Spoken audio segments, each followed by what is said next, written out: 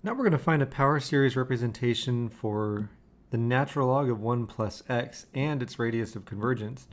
This one's going to go a little different than the other ones we've done in this series of videos, and it starts by recalling that the derivative with respect to x of the natural log of 1 plus x is equal to 1 over 1 plus x. This is similar to the foundational function that we've been looking at, and that means that the derivative with respect to x of the natural log of 1 plus x is represented as the sum as n goes from 0 to infinity of negative 1 to the n times x to the n, where the negative 1 to the n is coming from the fact that we have 1 plus x, and so we would think of this as 1 minus negative x. Of course, the terms of this series look like 1 minus x plus x squared minus x cubed, and so on. In order to get the natural log of 1 plus x, we would integrate. So we get the natural log of 1 plus x is equal to the integral of the sum as n goes from 0 to infinity of negative 1 to the n times x to the n. Almost left out the dx there. Now this is a little weird because an integral is already a limit as n approaches infinity of a sum of n things, and now we have this sigma where n is going from 0 to infinity. That's a little much. Don't even think about it that way. This sum has a bunch of terms in it, and we can see from the previous step that the terms that we're integrating look like 1 minus x plus x squared minus x cubed. That integral is going to become, I'm leaving a little gap here, x minus 1/2 x squared plus 1/3 x cubed plus, and so on. I left that little gap here because this is an indefinite integral, and so we have plus a constant. Working with the expanded terms is one way to go, but look, we also have inside the integral x to the n dx. We can integrate x to the n using the power rule, and that's actually the way we're going to go with this when we have to do something like this. We can then say that the natural log of 1 plus x is equal to the sum as n goes from 0 to infinity of negative 1 to the n. Now, for the exponent on x, we're going to use the power rule, add 1 to the exponent, so x to the n plus 1, and then divide by the new exponent, n plus 1. This is just a little more cumbersome than it has to be. We have this n plus 1 and this n plus 1, and we have n starting at 0. We can change this and say that the natural log of 1 plus x is equal to the sum as n goes from 1 to infinity. I've now increased the index by 1, which means I can decrease all of the n expressions by 1. So the sum as n goes from 1 to infinity of negative 1 to the n minus 1 over n times x to the n. It's just a cleaner way to write it. We're going to box that result, put that in a list somewhere, but we should probably deal with this constant.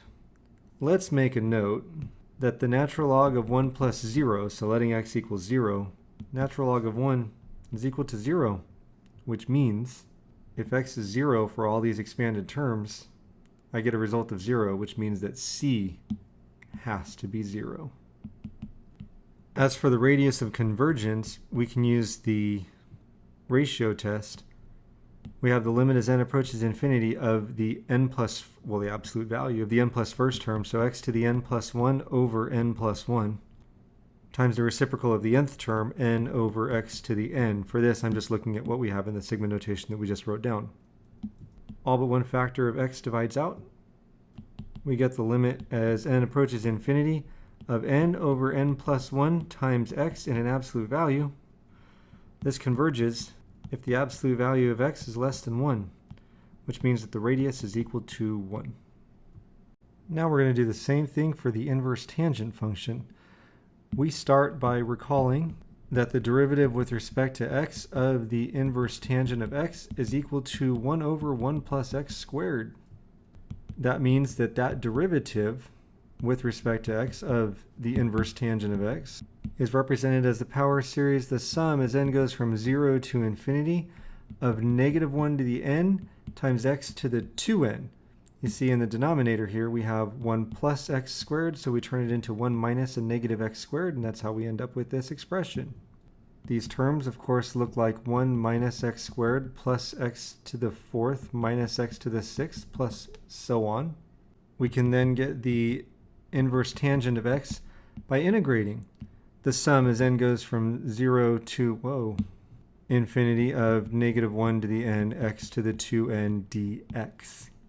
The terms become x minus 1/3 x cubed plus 1/5 x to the 5th plus dot dot dot. Don't forget plus a constant.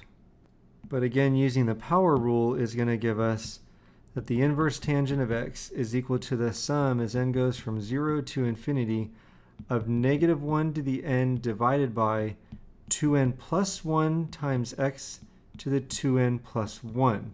That's, again, adding 1 to the exponent and dividing by the new exponent. Put that in a little box there. And once again, since the inverse tangent of 0 is equal to 0, we have that constant c is equal to 0 as well, so we never had to worry about it to begin with.